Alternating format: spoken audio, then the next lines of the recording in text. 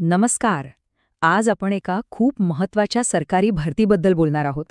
नांदेडच्या शासकीय आयुर्वेदिक महाविद्यालयात गट ड पदांसाठी काही जागा निघाल्या आहेत. चला त्याबद्दलची सगळी माहिती एकदम सोप्या भाषेत समजून घेऊया. तर सगळ्यात पहिली आणि महत्त्वाची गोष्ट म्हणजे एकूण 44 जागांसाठी ही भरती आहे.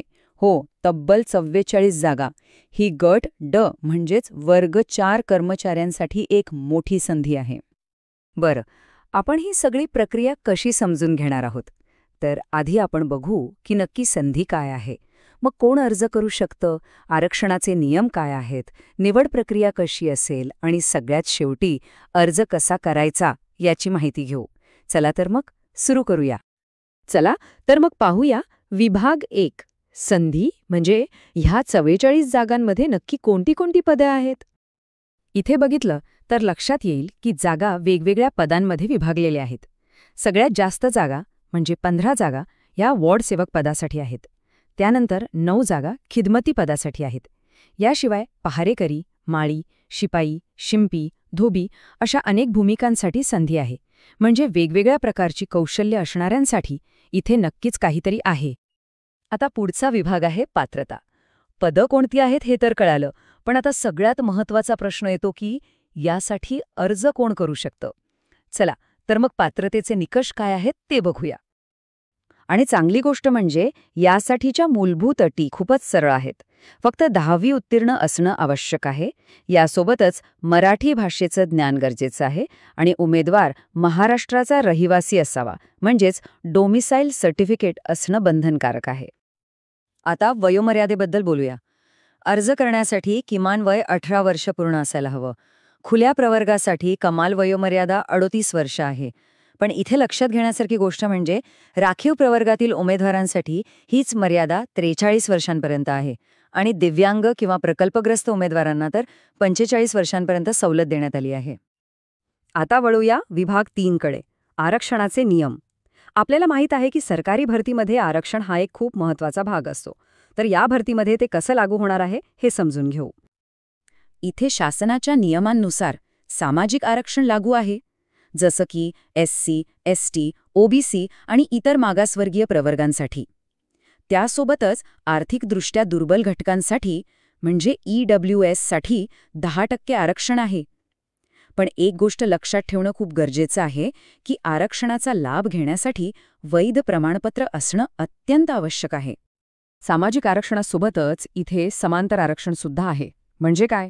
तर प्रत्येक कॅटेगरीमध्ये महिलांसाठी 30%, माजी सैनिकांसाठी 15%, खेळाडूंसाठी 5% आणि दिव्यांगांसाठी 4% जागा राखीव असतील.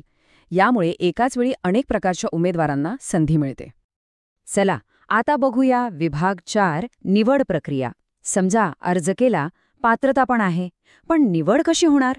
हा सगळ्यात महत्त्वाचा टप्पा आहे, नाही का? चला तर मग बघूया. तर निवड प्रक्रिया ही पूर्णपणे एका ऑनलाईन परीक्षेवर अवलंबून आहे. ही परीक्षा 200 गुणांची असेल आणि त्यासाठी 2 तासांचा वेळ मिळेल. यात मराठी, इंग्रजी, सामान्य ज्ञान आणि बौद्धिक चाचणी असे 4 विषय असतील. प्रत्येक विषयावर 50 गुण म्हणजे एकूण 100 प्रश्न सोडवायचे आहेत. आणि ही एक खूपच महत्त्वाची आणि चांगली बातमी आहे. या पदांसाठी कोणतीही मुलाखत होणार नाही. हो, निवड फक्त आणि फक्त लेखी परीक्षेच्या गुणांवरच होणार आहे. म्हणजे ज्याची परीक्षेत चांगली कामगिरी त्याची निवड पक्की. पण एक अट आहे. गुणवत्ता यादीमध्ये आपलं नाव येण्यासाठी या ऑनलाईन परीक्षेत किमान 45% गुण मिळवणं अनिवार्य आहे. तरच पुढच्या प्रक्रियेसाठी विचार केला जाईल. आता आपण आलो आहोत शेवटच्या आणि सगळ्यात महत्त्वाच्या विभागाकडे. विभाग 5 अर्ज मार्गदर्शन.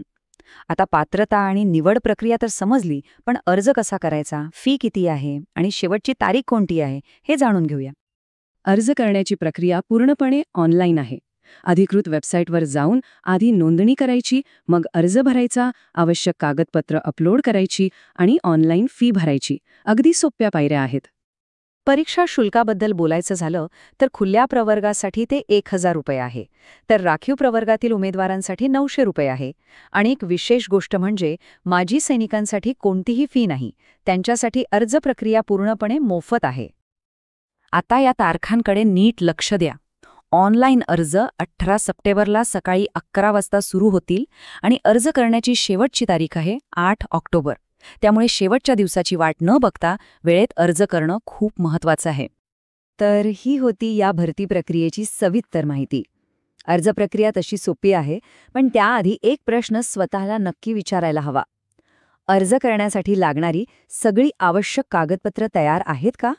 कारण ती वेळेवर तयार असतील तरच प्रक्रिया सुरळीत पार पडेल.